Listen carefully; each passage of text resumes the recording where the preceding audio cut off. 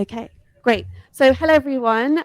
Firstly, huge apologies for the delay, but hopefully we will get the rest of the technical issues sorted soon. So we're actually going to mix things up a bit. We're going to start with our second panelist.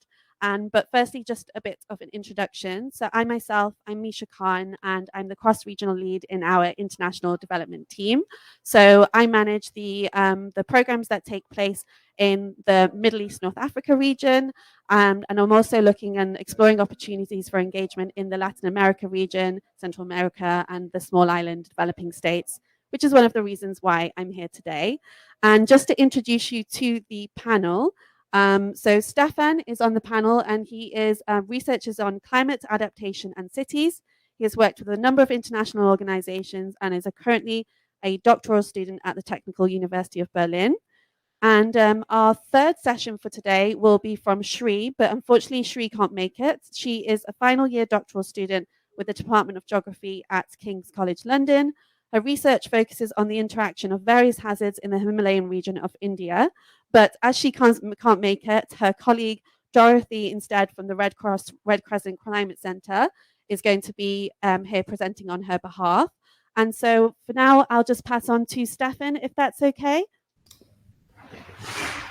Yes, hello everyone. Welcome from Berlin. Thanks for joining the session in Brazil. I'm sad that I can't be there, but I'm very happy that I can be there in person. Can you hear me all right, Misha? Yes. Shall we have the volume slightly higher, do you think? Can we have the volume a bit higher for the speakers?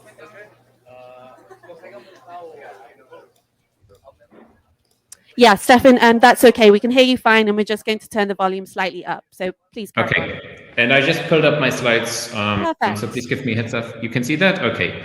Yes. So you first see me, I will speak about, we're actually doing something very not expected for you. We'll be first talking about heat and compounding heat and flood events before kind of slowly transitioning into the flood space. And I've seen it's very rainy at your place. So instead of expected heat, you get flood. In the session, it'll be the different thing. Instead of expected flood, you get heat. So I'll first explain why are we actually talking about compounding heat. Then I'll head over to Priscilla Alves, who will speak about flood vulnerability. Then Pietro Ceccato, who will speak on on-demand mapping for floods. And then there'll be a short input from Andrew Kroszkiewicz on anticipatory action for floods. All right, and please flag to me if there are any problems with seeing the slides or anything. Why we're speaking about heat, we devised a session that goes a little bit beyond flood. Hello. Greetings, everyone. My name is... Yes, we can hear fine. Yes, someone said something? Okay. Extreme heat is most prevalent in vulnerable regions. So I am actually researching on the prevalence of extreme and physiologically deadly heat. And very obviously, a lot of this heat appears in world regions which are in very poor countries in low-income countries. And a lot of this is focused on cities. And of this heat, you can see days of deadly heat that will appear by year in the year 2080. And we can see that there's a huge adaptation challenge. So this is a global view. There's also an interesting local view, which there's a lot of research been done in the United States where you can see that urban heat is distributed in areas that are socially disadvantaged. So actually racial segregation within cities often coincides with an unequal distribution of heat load. So what you see in the top right is white population in average American cities. Like this is a multi-city study and they take the average, and the blue curve is people of black color. No, sorry, it's the other way around. The red curve is people of black color and the blue curve is people of white color. And you can see that the people of white color in average have lower heat load. And a similar image is for income, where richer people tend to live in cooler city areas. A lot of this can be explained with social dynamics that I can't go into detail. But heat does matter. So why are we now talking about heat in a flood session? I'm talking about this because I have an atmospheric physics background, and there is actually recent research suggesting that heat and floods do have a lot of common. They may, of course, coincide randomly, but there's actually very good indication that compounding heat flood events will increase future climates, and particularly in something that's called bivariate extremes, where extreme heat builds up the potential for bad floods or for like an increased flood hazard. And so what you see in these figures below is that this is the heat events that are succeeding. No, sorry, this is heat events preceding flood events. And you can see that particularly in the tropics, these kind of events are expected to increase dramatically. Some other studies have yielded that, particularly in continental climates, this image is from the United States, a large number of floods in the recent years have been preceded by heat extremes, which means that you get extreme heat, and this heat builds up a lot of energy in the atmosphere, physically spoken. And this energy leads to increased downpours, very strong downpours, and then leading to flooding. And a similar new study says that they use climate model to investigate this phenomena for China, which also in many parts has a very continental climate. And they see that a lot of these events are likely or projected to happen in these climate models. So there is a meteorological reason to study compound heat and flood events. There's also a vulnerability reason. What happens to populations that are exposed to different kind of hazards? So we saw this in Pakistan this year, where an early summer heat wave was followed by widespread floods in August. So there were a few months apart from the two disasters, and I haven't seen much research on whether they were meteorologically related or not, but they are certainly affecting similar population groups. And so if we speak about understanding risk, if we speak about understanding the impact of populations, it would be very important to look beyond floods and focus on similar hazards. A similar thing has happened in Queensland, which had very, very strong heat and drought in 2019, and then suddenly these extreme heat and extreme floods came in. Overall, these hazards then have a compounding impact and may increase vulnerability, and at some point it may just be too much, leading to migration and leading to other bad impacts. Even if these hazards may be meteorologically unrelated. But as I said earlier, in some cases, they actually may be meteorologically related. Thank you. And at this, I will actually turn over to floods, and Priscilla Alves will talk about vulnerability to floods.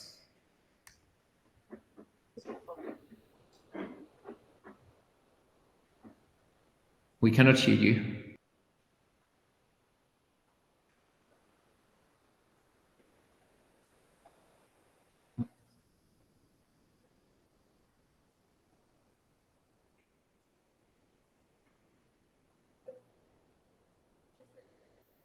Yeah, I'm afraid, Priscilla, we can't hear you. Do I need to stop my screen share maybe so that we can hear her? Yeah, we can give that a try.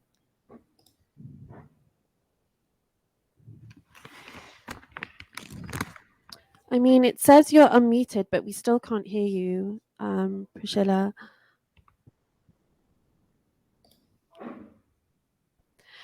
Do you think it's an idea, Stefan, that we could move over to another panelist, and then in the meantime, maybe Yes. Priscilla, if you restart? Yes, we can move over to Pietro immediately. Okay. So.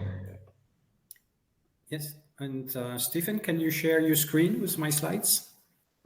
Yes.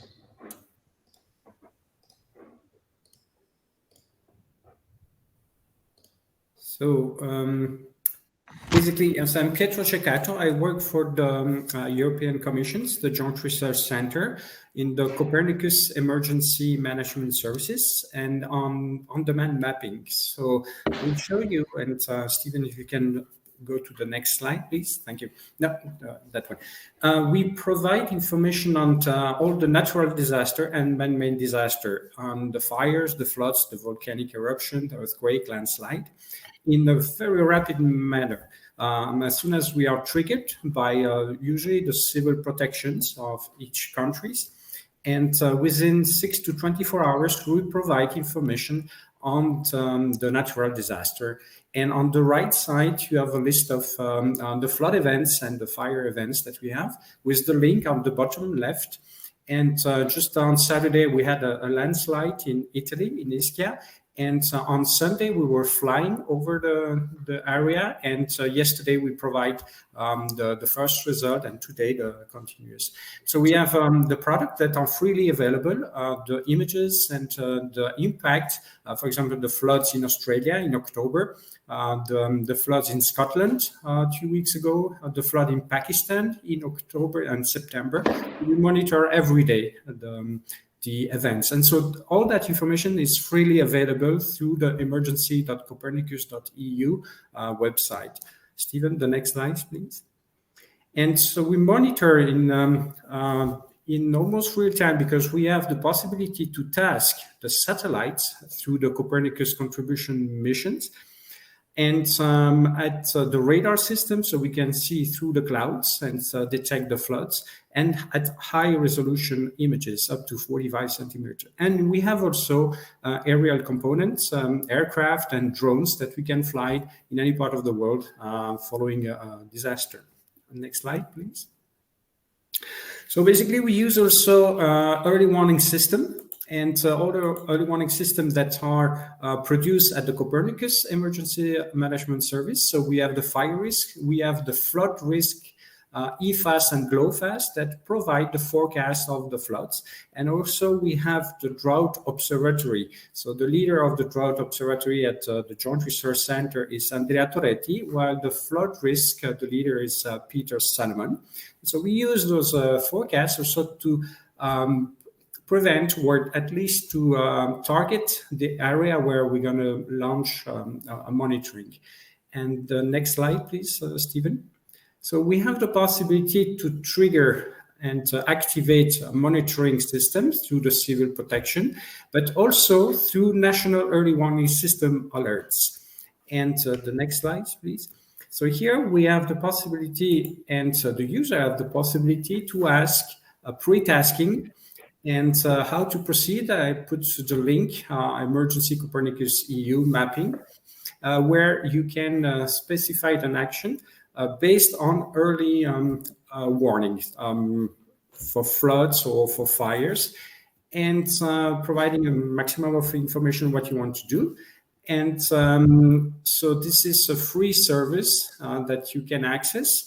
And even you launch a national warning system trigger and it's a false alert, you can always stop it and until the activations is done when we have a disaster. So this is a freely available service that we provide to the user community, to the through the DG Echo, and all the product monitoring the impact of the disaster are freely available through our website. So the last slide, please, Stephen.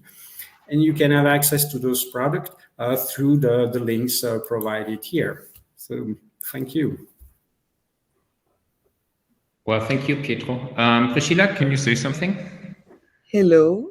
Oh, great. So I will just jump to your slides. So it will be Priscilla talking about flood vulnerability now.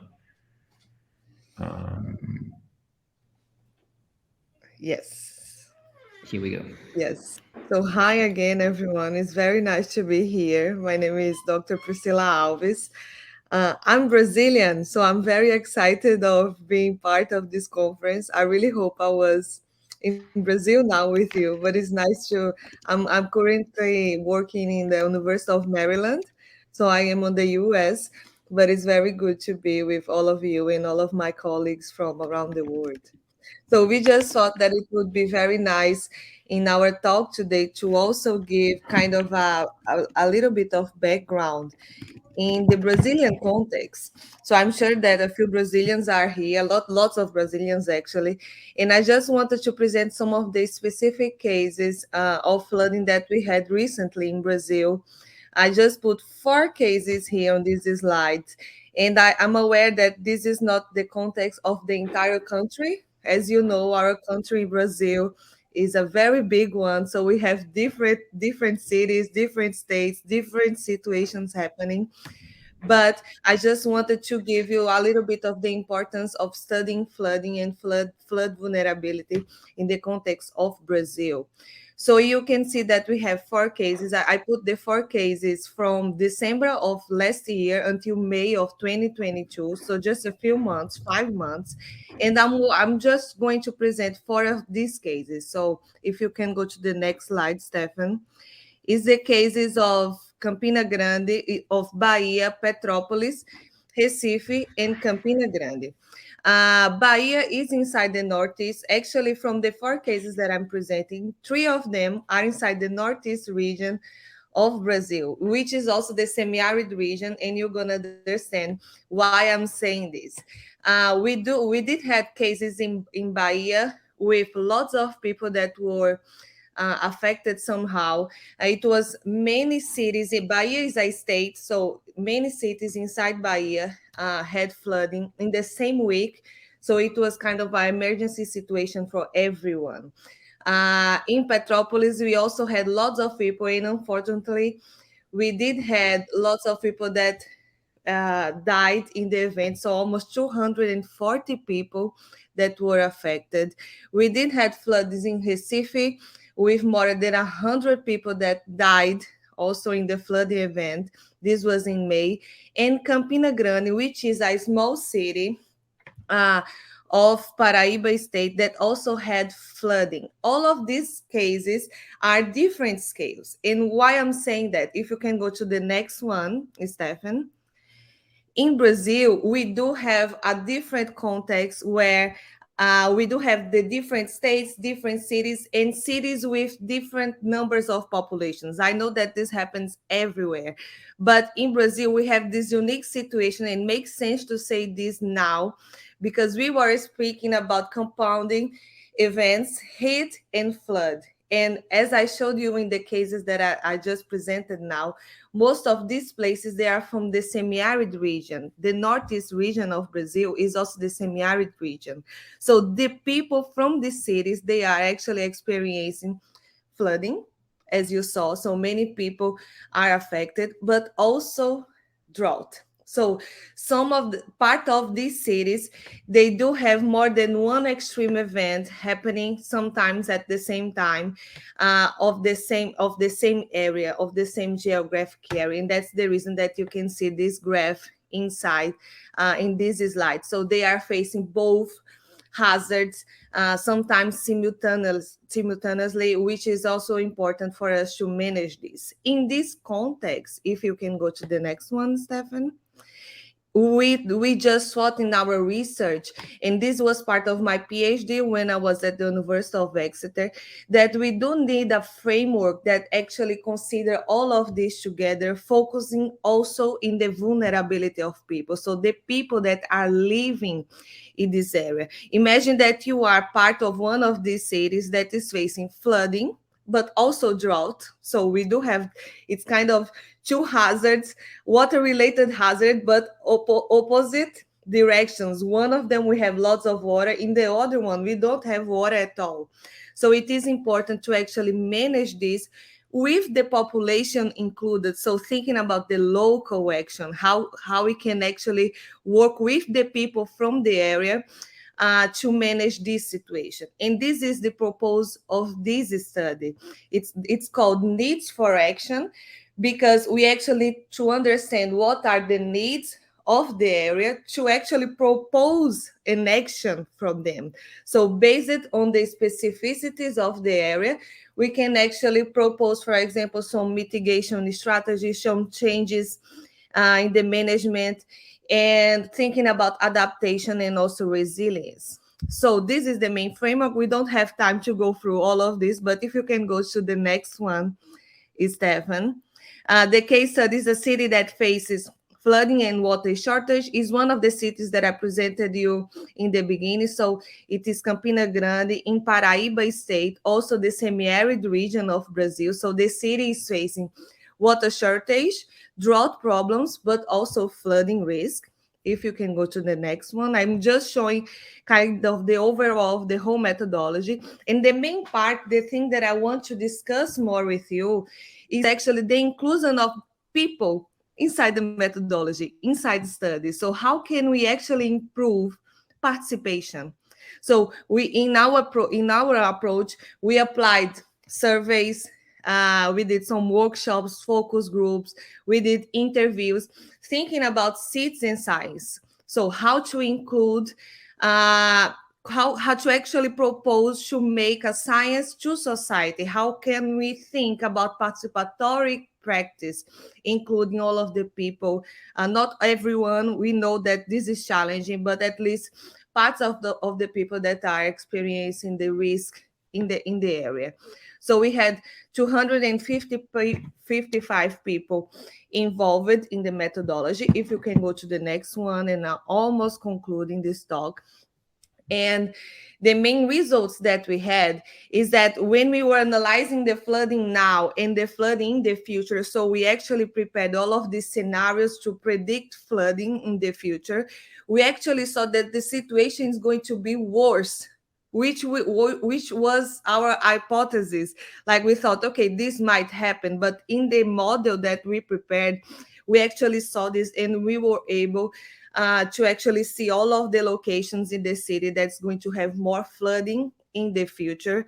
We also applied, with the help of the people from the city, we applied in the model some sustainable solutions, so nature-based solutions, to actually see what would be the mitigation of flooding in the area. And the last part, if you can go to the final one, Stefan, is the importance, again, of having this interaction and this communication with the people from Campina Grande. So we had this whole team, like a lot of students supporting in the project.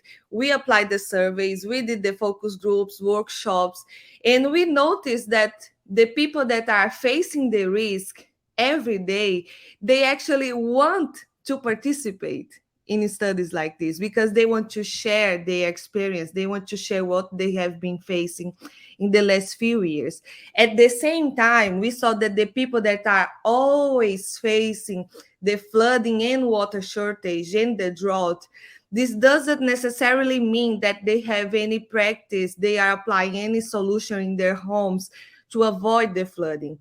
We actually saw that we need to improve the trust between the community and authorities, and community and science, so us as scientists, but also improving information and incentives to people to actually do some changes inside their properties to avoid the flooding and water shortage in the future. So all of this to say, we need local actions. We need to speak with people, and we need to try to include them inside our modeling or our mapping, in all of our the things that we have been developing in science. So that's it.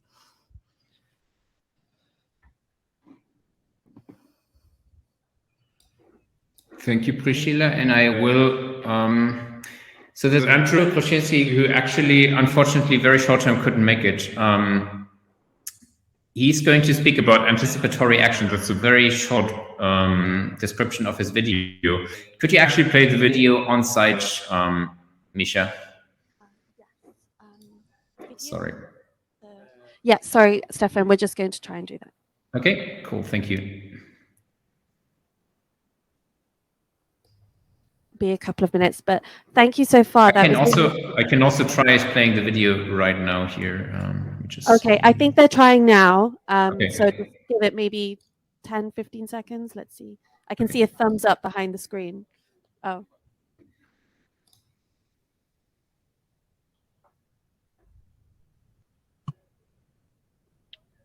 Hello. Greetings, everyone. My name is Andrew Krzyzkiewicz.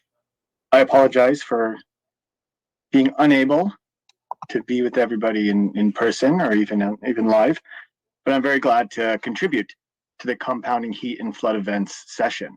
So as you have heard from the other speakers, this is a topic that is evolving. There are various elements that need to be explained across the science, policy, in practice enabling elements. And what we mean by that is understanding risk on compound events, or any event really, is much more than just understanding the hazard. And this is a theme that is present here throughout understanding risk, throughout not only this conference, but other activities and other meetings. But specifically when we're talking about compound events, it is mandatory to know what type of risk we're talking about, what type of hazard leads to what types of impacts, particularly across different timescales. And that's one of the main questions that we need to focus on moving forward. How do the impact from the different hazards, how do they overlap in space and time? How do they accent each other? How do they exaggerate the signal of one another? And potentially, how do they dampen the impact signal, which is a question that is coming up more and more.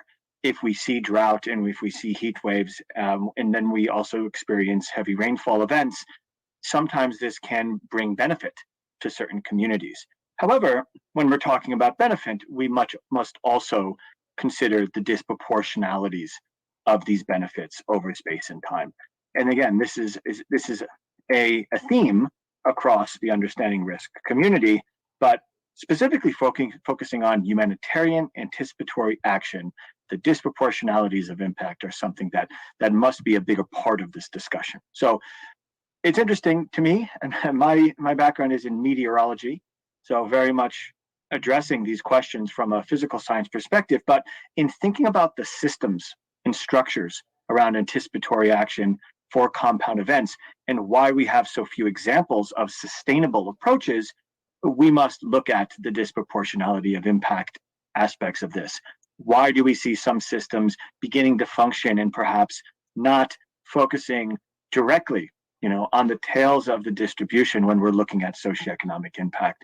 These are the groups of people that have been traditionally underserved, and it is irresponsible to develop new systems moving forward that do not address the much higher levels of impact that these communities see. This is true for the individual hazards, floods, heat waves, and droughts, and we must understand more about how those levels of disproportionality may increase when we see these compounding hazards lead to new types of events that perhaps some communities haven't seen before. Fortunately, we are focusing on this in the humanitarian application side of things, but much more work needs to be done. And I think the talks that we saw in this session have underscored that. The importance of having the data, having high quality science, having the governance structures in place, but then also being able to do something about it. We could have the best science, we could have the best rules, the best laws around these to address these risks. We could have the loss and damage discussion evolve into a functional mechanism, as we see coming out of the last COP. But the bottom line is, to what extent are actions being taken? To what extent can we prioritize and deprioritize essentially certain communities over others? And how do these activities lead to lower impacts for the most underserved, the traditionally underserved populations, and those that are experience the highest levels of socioeconomic impact? So thank you very much for coming to this session. I'm very much interested in the feedback from the session, and yes, please don't hesitate to reach out if interested to myself or any of the panelists. So thank you to the panelists, thank you for the facilitators of the session, and good day to you all. Thank you.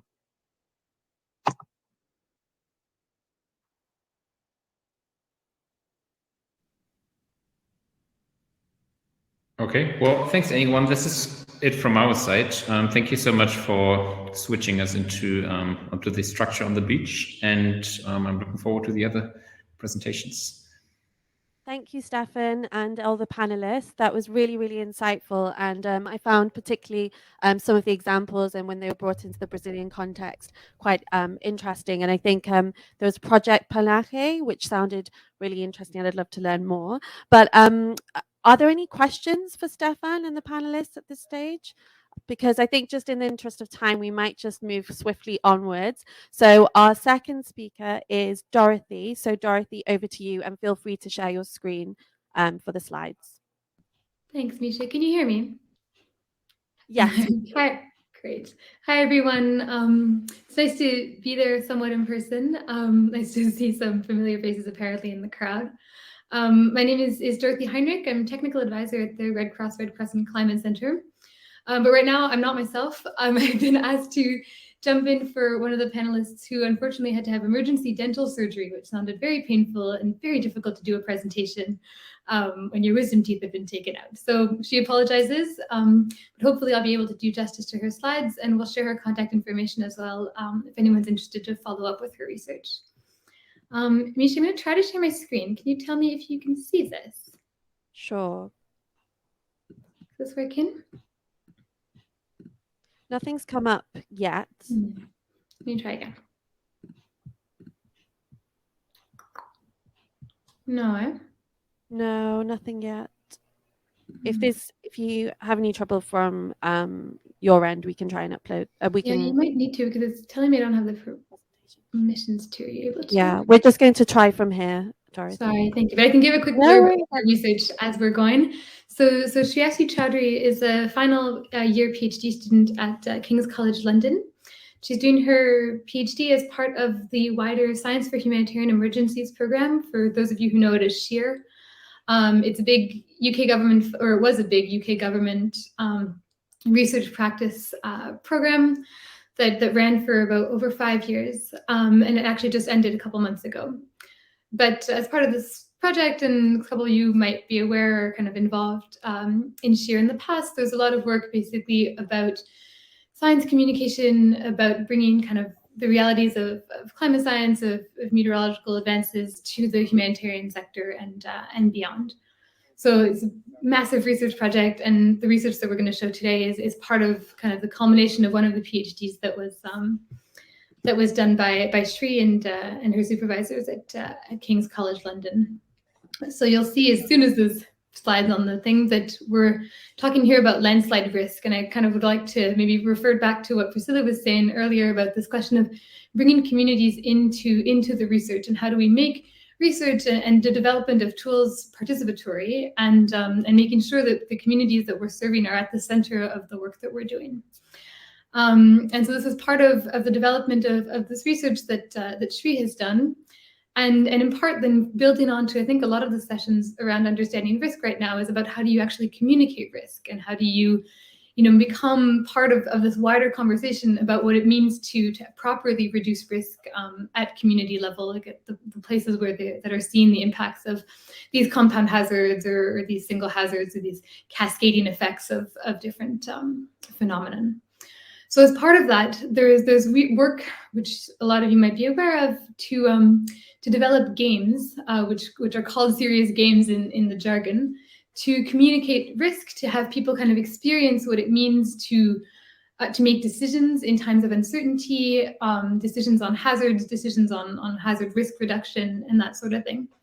And so the development of tools and games on that front has helped a lot the humanitarian sector, but beyond, to kind of have proper conversations with communities at risk about all this work. So, I can see my slides. Thank you, Misha. It's very sweet. Shri's working in the Darjeeling area of India, so up in the Indian Himalayas, and in part working very much on this question of communicating risk, and how do you talk about this, and how do you develop and conceptualize from scratch a board game that would both describe the risk and have people make decisions that then lead in the real world to actions being taken differently and to risk truly being reduced. You can go to the next slide. And part of this, the reason that this group decided to develop this game is realizing that as they were talking with communities, there was very low awareness and even possibly interest in this management of landslides in this area of India. It's an area that's quite prone to small landslides. But as the probability of occurrence of major landslides is actually relatively low, people have not necessarily had a lot of experience in it. There was a lot of discussion in these communities about, well, this is such low probability, we've never experienced it, this is not a problem that we have to be facing. Except this community has also seen, increased landslide risk due to changes in precipitation, due to increased glacial melt, all this stuff. And how do you promote this culture of risk reduction within communities? One of the answers that this research group has come up with is, well, let's develop a serious game. You can go to the next slide and you can see some quotes, and I'm sure we can share the slides afterwards if you're interested as well, but kind of just question, all right, great, let's develop a serious game, but for who? And who are the stakeholders that we're trying to talk to through this game? Are they the local administration? Are they, local planning boards? Are these young people? Are these more elderly people? Are these NGO workers? Like, who is our audience? So the development of this bigger stakeholder mapping exercise before the development of a proper game itself. You can go to the next slide.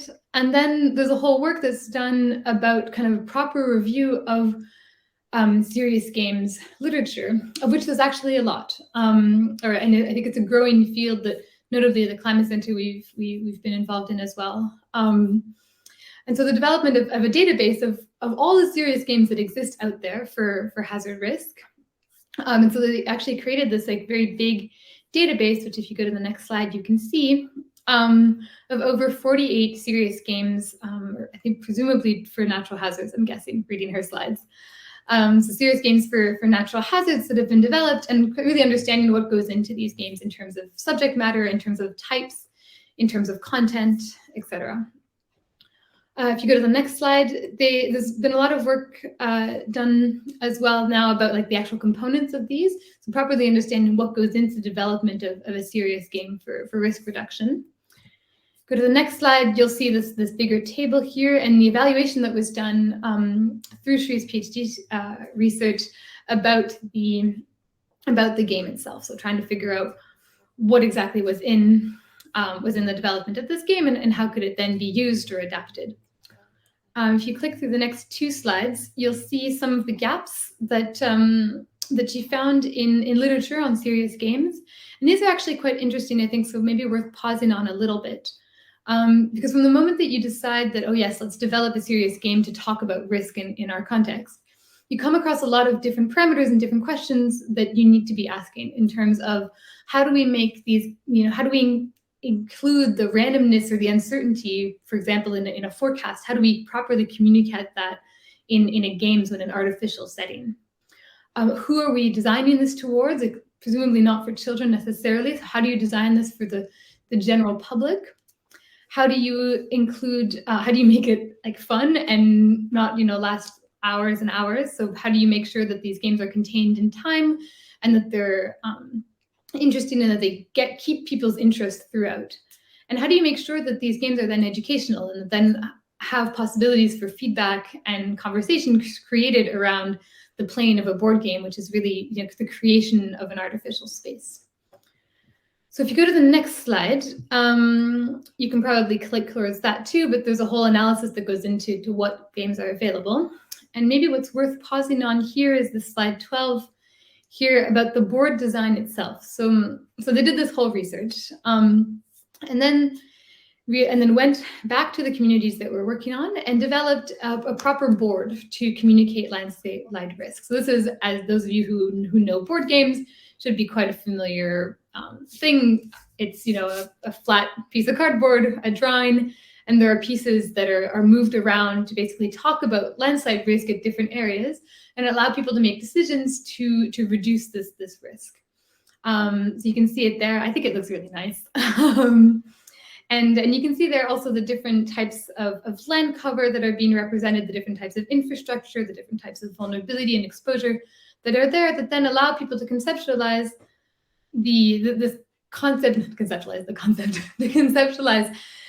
risk in terms of both the hazard and the vulnerability and exposure of the area. And the whole idea is you play this game, you have discussions around it, and then bringing it back into the real world, you see how people may be making decisions differently based on the experience that they've had in this game as well. So if you go to the next slide, there's just a couple concluding slides here about the process. And then the next slide as well, just making sure that it fits properly within the theory of game design and within then the limitations of actually developing a proper board and how that can be used for decision making. So unfortunately can't play the game with you today. I think originally the plan was to come to Brazil to play it with you. But if you are curious and you'd like to know more, highly recommend that you contact Shree. she's great to talk to, and I think she'd be very keen to talk about her research. So Misha, that might be it from me, but keen to take any questions, or if anyone wants to talk about serious game use for this work, I'm very happy to as well. Thank you so much. Oh, great. Thank you, Dorothy. Sorry, I just cut you there. I don't think we have any questions from this side, but it does sound really interesting, and it would have been really great to have you here for the game. So I guess we'll just move on to the next section, which is myself. So we'll go back to the first slide, please. Thank you.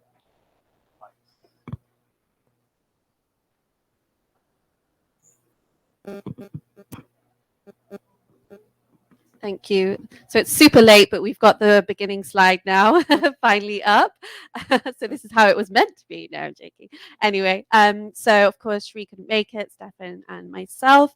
So we wanted to talk about why co-production is essential for developing, delivering, and using climate services. And I feel that in the earlier panel discussions just now, there were some overlaps in what has been said and what I'll be covering as well. So in terms of co-production, so what is it? So essentially, it's about linking the weather and climate information producers with the users and the decision makers.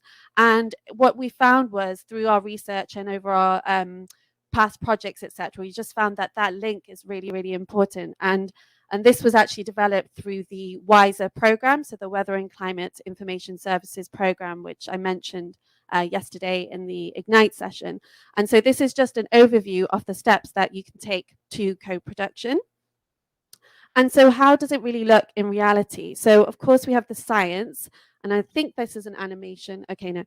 So we have the science. So the science is the actual raw information, the actual raw data. So if you think about the weather and the weather forecasting, and then it goes straight into application, which is then the delivery. So actually providing that forecast. However, with co-production in the middle, you can actually see that the cogs are kind of moving, and there's more kind of there's more flow in that sense, because co-production is about bringing in the conversations and adding that resilience to the forecast. And I have an example of how that's used in practice in terms of the weather, in terms of the Met Office and the Met community. And it's this co-production element that really supports the additional elements of application, which is around policies, decisions, and actions. So it's about building that trust and involving the community into the whole process around making a valuable weather forecast or weather information service. And an example from, again, I mentioned this in the Ignite session, is the highway, so the High Impact Weather Lake System project. And we talked a bit about what this was about. So just as a reminder, this was the delivery and the provision of regular weather forecasts and severe weather warnings for fishing boats and transport on Lake Victoria in Africa.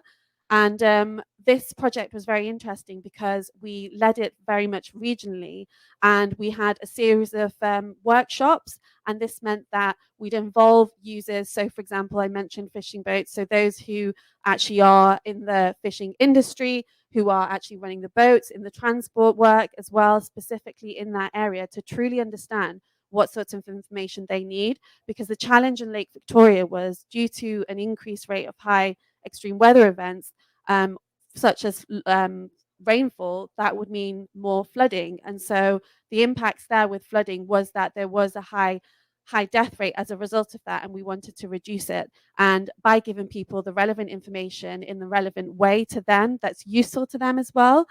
So it was a series of workshops that led regionally, involving the Met community, involving humanitarian organizations, as well as those on the ground who actually need to receive that information.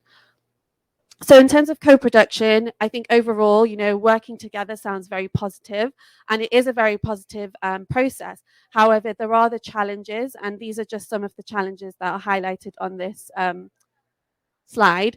And the reason why these have been highlighted is because, of course, when you bring a group of people from different backgrounds and things, they bring their own experiences and their own potentially bias. And of course, they have every right to as well, because that's what they're familiar with. And so it can bring challenges, because what you think is a priority might not be a priority for someone in a different industry. And that was a challenge as well that came across in some of the workshops. But what we felt was perhaps more that helped and supported this a bit in a bit more succinct way was that it was really clear right from the beginning what the goal and the outcome of the project was. And if we want to make it quite overarching, it was to save lives and protect people in the case of when flooding does occur in Lake Victoria. And so these are kind of the baggage element that we refer to, hence the suitcases. And so how does it look in the context of involving the Met community and the Met services? So impact-based forecasting is that moving from what the weather is going to be like to what the weather will actually do. So how does it actually impact us as individuals? And the impact-based forecasting is a kind of a multi-step kind of process where you look at the hazard, you look at the impact and vulnerability, and then that then leads to early warning services and triggers for early action plans. So I think if we use it in the context of the last few days with the heavy rainfall event, so we're in Florianopolis, so the hazard has been that there's been lots of rainfall, intensity, so lots and lots and lots, so very high levels of rainfall, location and timing. So the location in this context could be that there's a conference, lots of people are coming from overseas, abroad, and actually the conference is far from, say, the hotel, so we need to travel there. Are there going to be flooded roads, etc.? And the timing, so when are we going to expect it? And specifically for this session, this event was going to take place over on the beach, and we had to change it last minute because of the likelihood of rain. I mean, it's dry now, but around 10:15 it was chucking it down, to say it in a very colloquial British way. Yeah, so that's the hazard, and this is something that the Met services would very much lead on. And then the rest of the impacts is when the intermediaries would be involved, and it would then be on the likes of, say, Red Cross, Red Crescent, and other humanitarian organizations, and also those in the communications field as well, to look at the actionable early warning services and triggers for early action plans, which will then be the ultimate advice to protect people. And so that was my quick presentation, and I know we've gone way over time, so I'm really, really sorry about that. But is the panel still with us? Yes. Yes, that's clear. So I feel like that was all very quick that it just ran through, but in terms of any questions, feel free to ask me, but I think we can just conclude the session here. I mean, Stefan and Dorothy, if anyone did want to find out more about your work, what's the best way to get in touch with yourselves?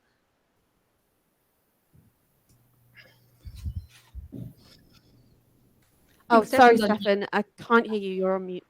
Oh, I'm saying you can Google my name, and then there'll be an email address. That's probably the best for the sake of time. Perfect. Thank you, Stefan. I mean, of course, if anyone did want to know more, you can always ask me, and I can pass on Stefan's details as well. And Dorothy, how about you? Well, for me specifically, yeah, welcome to write me an email or go on LinkedIn. But Shree's email address is in the slides, and I think, Misha, you have them as well. Yes. Okay. Perfect. Thank you. And so for those that are here, I'm obviously here with my colleague as well, Finn, so feel free to ask any questions. But I think we can close this session. So thank you very much. Again, apologies for the delays and the difficulties, and a very big thank you to the panelists. Did I see a hand up, or was that a wave? This was a wave. Oh, it was a wave. Okay, brilliant. Okay, thanks everyone. Bye. Thank you. Yeah.